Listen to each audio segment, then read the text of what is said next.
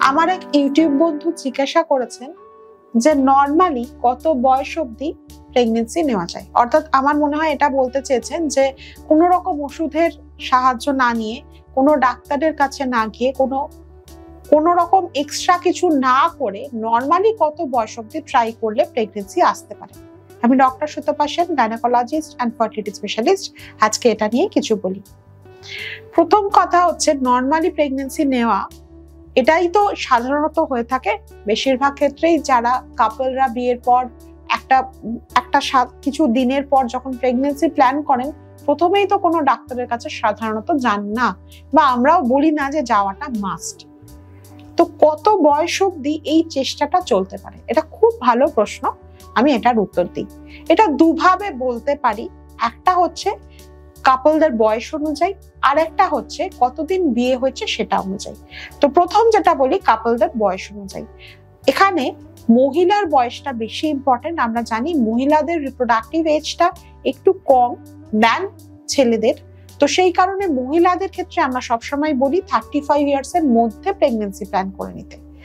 যদি কোনো মহিলার 35 ইয়ার্স এর উপরে বয়স হয়, তাহলে কিন্তু অবশ্যই নর্মালি প্রেগনেন্সি প্ল্যান করুন তিনি, কিন্তু তার সাথে সাথে একবার অ্যাটলিস্ট কোনো গাইনোকোলজিস্টের কাছে গিয়ে দেখিয়ে নেওয়াটা বেটার হবে। যদি 30 এর উপর বয়স হয়, 35 এর কম, তাহলে তারা নিশ্চিন্তে 6 মাস নিজেরা ট্রাই করতে পারেন। যদি না হয় তাহলে যাবেন গাইনোকোলজিস্টের কাছে। 30টা আপনি ওটা 32 to 35 ভাবতে পারেন। 32 বছরের নিচে যারা আছে তারা সেফলি 1 বছর অবধি নিজেরা ট্রাই করতে পারেন নর্মালি।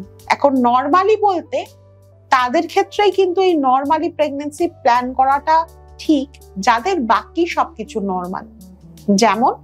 যেমন যাদের পিরিয়ডটা রেগুলার, যাদের ওজন মোটামুটি ঠিক, যাদের সাথে হাজবেন্ড থাকেন এবং হাজবেন্ড ওয়াইফ রিলেশন সপ্তাহে 2 থেকে 3 বার হয়, যাদের হাজবেন্ডের কোনো রকম সমস্যা নেই, হাজবেন্ড ওয়াইফ রিলেশন করতে কোনো অসুবিধা হয় না, এবং ওয়াইফের কোনো সমস্যা নেই, ইউটেরাসের বা ওভারির বা অন্য কোনো হরমোনাল কোনো সমস্যা নেই, এবং কোনো ক্রনিক কোনো অসুখে হাজবেন্ড বা ওয়াইফ ভুগছেন না, এদের ক্ষেত্রেই কিন্তু নর্মাল প্রেগনেন্সি নর্মালি ট্রাই করলে সাকসেসফুল হওয়ার চান্স বেশি।